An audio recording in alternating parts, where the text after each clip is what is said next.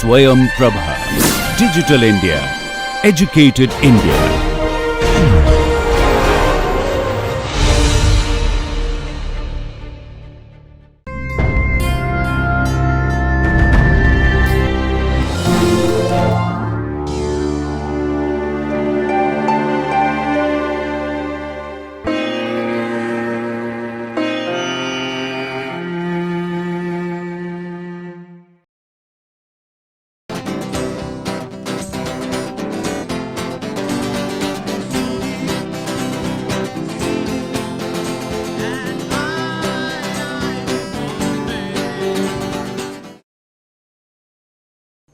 I think we all know what eigenvalue equation is. What is eigenvalue equation? A psi, it's psi, there is nothing to be shy about wave function, it is psi, psi, right. A operating on psi gives you a small a factor multiplied by psi, right. That is eigenvalue equation. What is the meaning of eigen?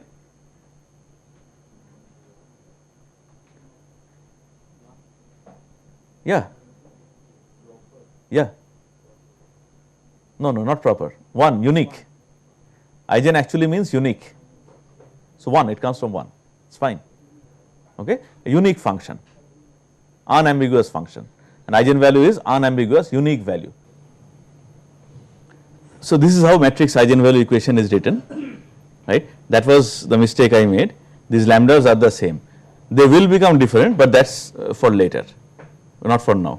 To start with, the simplest form of matrix eigenvalue equation is Ax equal to lambda x, alright. So Prabha was right, lambda is one number for now, it will become many numbers later on, that we will see, right. So this is how it happens. This column matrix is the eigenvector and the lambda is called the eigenvalue, okay, for the matrix, the square matrix, which is n by n, okay, fine. Now what we do is we can write it very simply as a set of simultaneous equations, everybody knows this, and if this is the matrix, what will be the simultaneous equation, what will be the first one? A11 x1 plus A12 x2 plus etc plus A1n xn is equal to lambda x1, and the second one will be A21 x1 plus A22 x2 plus so on and so forth equal to lambda equal to x2, right, and that is how you get the n number of simultaneous equations, alright. These are the simultaneous equations for you, right. This is also Ax equal to lambda x. Now if we take the, if I make the right hand side 0, take lambda x terms to the left, then what will the equations become? What will the first one become? A11 minus lambda whole thing into x1 plus A12 minus lambda whole thing into x2, no, then I am talking about the first equation now, where did A22 come from? So A11 minus lambda whole thing into x1 plus A12 minus nothing into x2 plus A13 into x3 so on and so forth plus A1n xn equal to 0, okay. The only term that will get affected is the term in x1, right. This is going to be the first equation. What will the second equation be? A21 x1 plus A22 minus lambda into x2 plus so on and so forth. This is what it is. So what we see is something minus lambda term comes along the diagonal, right. So you can write as many equations as you want, and when you get tired you put dots and write the nth equation,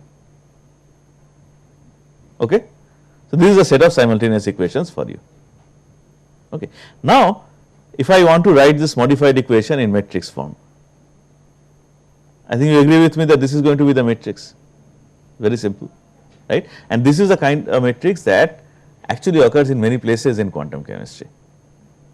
Whoever has studied 4 to 5 might remember, whoever is studying 4 to 5 now will come across it in a few weeks time, right. So, this is the matrix.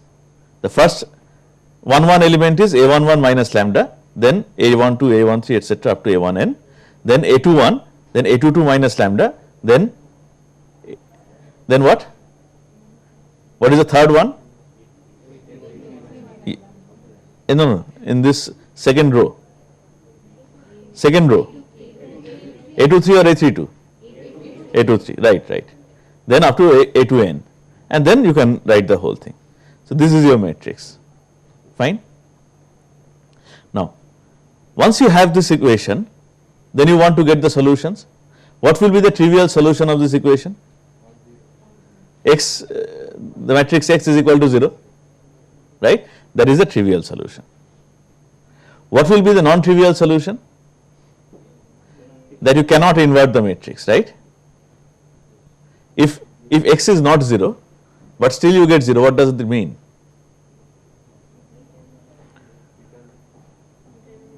Yes, the non-trivial solution is that this determinant is equal to 0, and this is called the secular determinant, right. So, once again we are going to encounter this secular determinant later on in this course also. As you can understand that if you have if n is significantly large, then it is going to be a big determinant, right. Nobody wants to work with big determinants.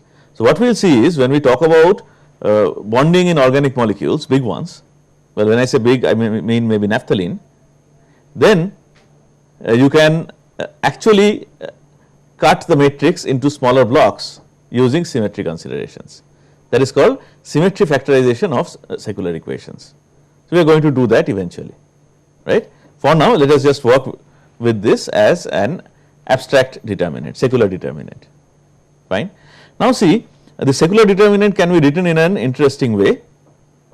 So, if I go back to the matrix equation, what I want to do is I want to break down this matrix into two. Will you agree with me that this is how I can write it? First, you have the matrix A minus lambda multiplied by unit matrix. Does it not work out? Because all non-zero elements of the unit matrix are 0. What am I saying? All off diagonal elements of the unit matrix are 0. Man, sometimes you can say very strange things. All off diagonal elements are 0, so only the diagonal elements are going to have that minus lambda term. Okay. So, I can write it in this fashion. I can call it A minus lambda E into X equal to 0, alright. So, the non-trivial solution is going to be the determinant of A minus lambda E is equal to 0. So far so good, right. Now see, here is the determinant. This determinant has to be equal to 0 for a non-trivial solution. Can you expand this determinant?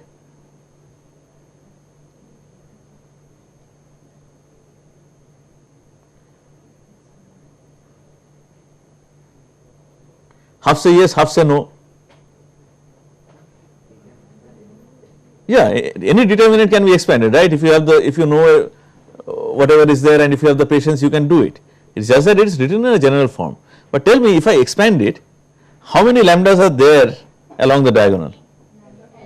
N number of lambdas. So what will be the highest order of lambda in that equation? N. So it will be a polynomial in lambda where the highest order is going to be n, right. So you are going to get an equation that will look something like this: lambda to the power n plus alpha 1 lambda to the power n minus 1 plus alpha 2 into lambda to the power n minus 2, so on and so forth. I do not know why I was so enthusiastic that I wrote so many terms, but anyway, finally you get second last term.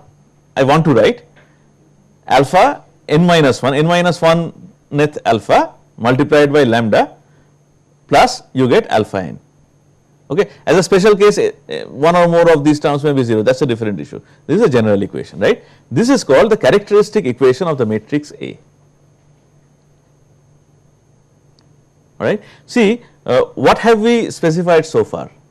When I write this equation, what are the only quantities that can be specified? This A11, A12, A1n, etc. Lambda is a variable, right. I am trying to find the value of lambda, I do not know what it is. I have do I have x1, x2 etc. here anywhere? No. The only thing I have is the matrix A. So, these solutions for lambda that I will get will be characteristic of the matrix A, the square matrix, n by n matrix A, alright. How many roots will be there? N number of solutions, n number of roots, lambda 1, lambda 2, lambda 3 etc., etc., lambda I, then again up to lambda n, right. So, here you see we are going to get many values of lambda, n values of lambda, where n is the order of the matrix. Okay. There will be a total of n number of eigenvalues. Sometimes they can be equal to each other, that is a different issue, but nominally it is n number of eigenvalues, and these n number of eigenvalues are said to span what is called the eigenvalue spectrum. Okay. Eigenvalue spectrum. What does this mean? Can you take this story a little further by yourself? I have a square matrix, n by n square matrix. What I am saying is that if I know the elements of the matrix, then I can write down the characteristic equation of the matrix, and we are going to do that in a few minutes. And then from that characteristic equation I am going to get n values of lambda. What is lambda? Eigenvalue. So, a n by n matrix is going to have n number of eigenvalues. Can you say something more now, something that I have not said yet? What is the next step? Allowed transition comes much later. Just because you see spectrum, you should not think of allowed transitions yet. Allowed transition will come after midsem. Say I made a statement about eigenvalues. Can I make a statement about eigenvectors now? What is the statement I can make? So, I should have n number of eigenvectors also, isn't it? I should have n number of eigenvectors as well. N number of eigenvalues means n number of eigenvectors. So, now we need to modify this matrix eigenvalue equation a little bit to accommodate for the fact that you can have n number of eigenvalues and n number of eigenvectors, right. This is what we had written earlier. Now, what we have found is that lambda is characterized by I. So, I can go from 1 to n. So, if I write I as a subscript of lambda, I should write I as a subscript of x also, right. But then at the same time I should not lose this 1, 2, 3 all these things. So, it should come as a second subscript.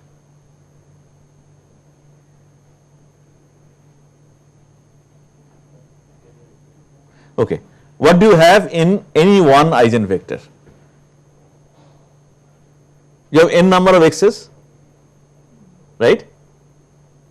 So, number of those x's go from x1, x2, x3, x4, so on and so forth up to xn, right. But then that is only one eigenvector. What I am saying is I can have n number of such eigenvectors also. So, I need a second quantum number, if you want to call it that. I need a second identifier as well, right. So, this, for example, if I equal to 3, then this one is going to be the second x of the third eigenvector. The first subscript talks about the rank of x within the eigenvector itself. The second subscript tells us about what is the rank of the eigenvector as such, what is the roll number of the eigenvector. Make sense? Do we agree that we need a second subscript for the x's, for the matrix element? This is your matrix eigenvalue equation, right. Okay. What is I? This is I. This is where I have written I. What does I stand for? I stands for which eigenvalue it is. So, you agree with me that there are n number of eigenvalues. Corresponding to each, should I not have an eigenvector? A unique value is associated with a unique vector. Eigen means 1, right. So, for eigenvalue number 1, I should have eigenvector number 1 also, right. Wait. So, that is why what I do is, instead of writing just lambda, I write I. That far I think we are all on the same page. Now what I am saying is, the moment I write I, it is not sufficient to write only x1 and x2, because x1 for lambda 1 is not going to be the same as x1 for say lambda 3. That is why you need to use a second subscript. So first subscript tells you which row in the eigenvector your x is. The second value tells you which eigenvector it is. So if you just go down, you see what is changing. 1, 2, 3, 4 up to n. The first one is changing. Is the second number changing? Second number is I all the way, isn't it? So that is the identifier of the eigenvector itself. It is like your roll number. What is your roll number?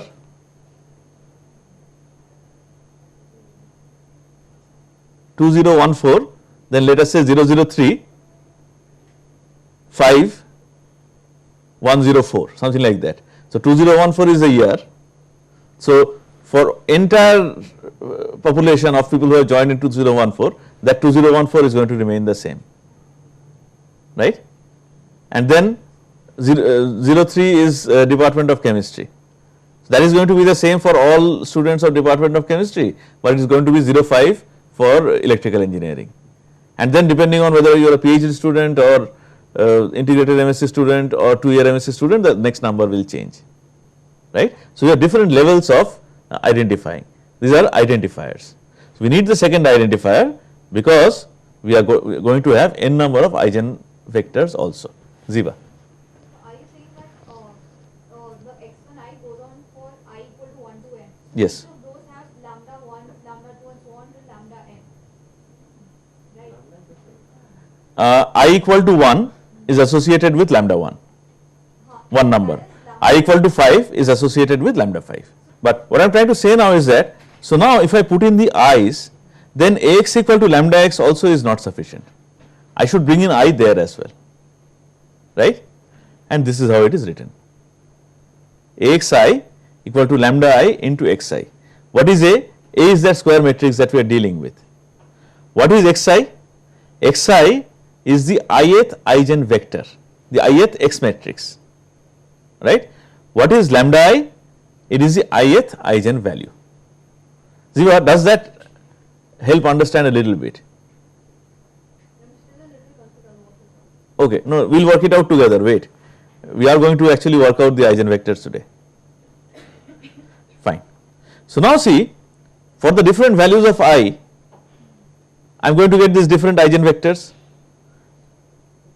x11, x21, xn1 up to xn1, then x12, x22 up to xn2 and so on and so forth. Last one will be x1n, x2n, xnn. These are the n eigenvectors. Now is it a little clearer? Right? I have forgot your name, Apurva. No, what's your name? Shubhangi. Is this okay? Fine. So now since it is clear, let us make it turbid once again. Otherwise there is no fun, right? Now what I want to do is this. What do I have now? I have n number of equations. If I write it like axi equal to lambda I xi, then for I equal to 1 to n, for each value of I there is one equation. Who is going to handle so many equations? Is it possible to condense everything into one equation? Is it possible to condense the n number of eigenvalue equations that we have written into one equation? How do I do it now? And without losing the information that there are n number of eigenvectors, n number of eigenvalues. How do I do it? What did you do earlier? You had n number of simultaneous equations.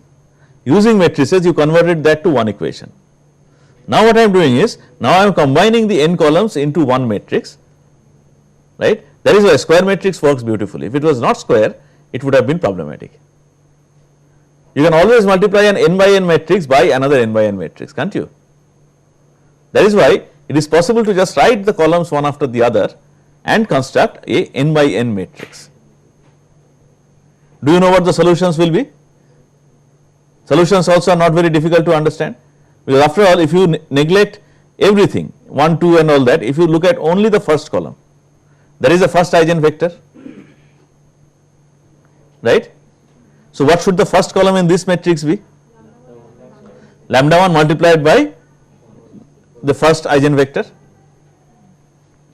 Okay, are we all okay with this? So this is my first column, lambda 1 x11, then second row is lambda 1 x21, and so on and so forth until the last one is lambda 1 xn1. Lambda 1 remains the same, it's just a matrix eigenvalue equation. Similarly, the second column will be analogous to the second eigenvalue equation, and so on and so forth until the nth column.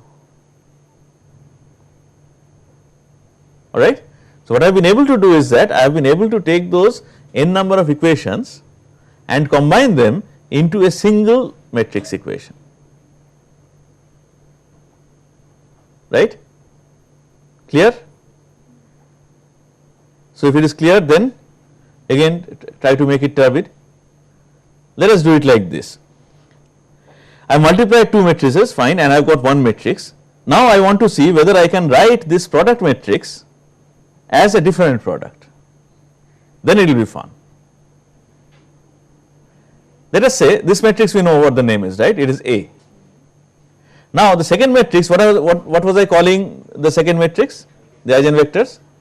X, right? Small x, right? Now instead of small x, let me write big X, because this matrix is bigger than the constituent matrices.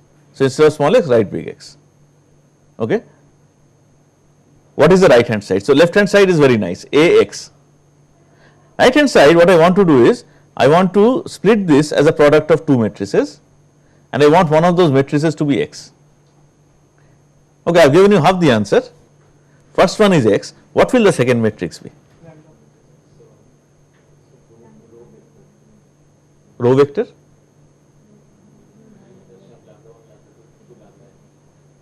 In one row.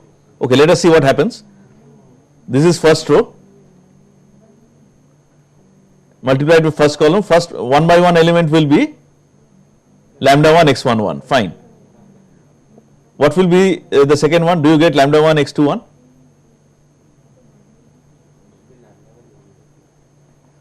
So I think we got the right answer the first time. This is what it is going to be. It is going to be the lambda matrix, a diagonal matrix where the diagonal element is the different lambdas and off diagonal elements are all 0. Just multiply and see for yourself whether it works.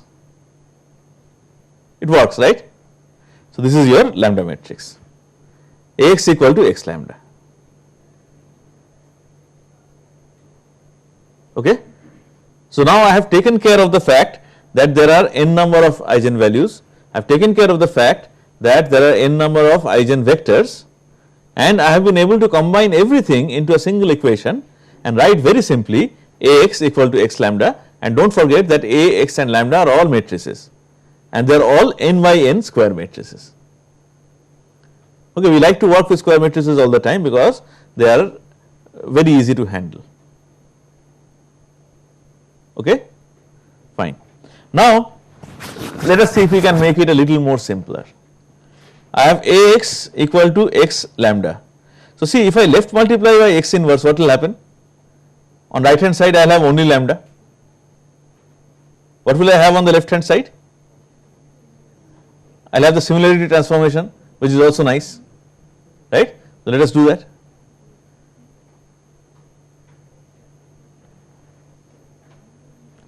Are you okay with this? We write Ax equal to x lambda. Then I left multiply both sides by x inverse. And of course, with what we will multiply, whether you left multiply or right multiply is all a matter of intuition. You can see very easily that if you left multiply by x inverse, then the right hand side x inverse x gives you unit matrix. Okay, so it will be a little simpler. And when you do that very nicely, left hand side becomes the similarity transformation of A with x.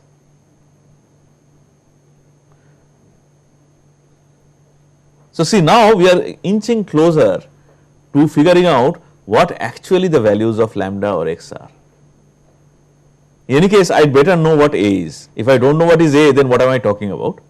So if I know A, and if I know the eigenvector matrix, then I can perform a similarity transformation of A using the eigenvector matrix and get all the lambda values in one shot, right. What is this process called?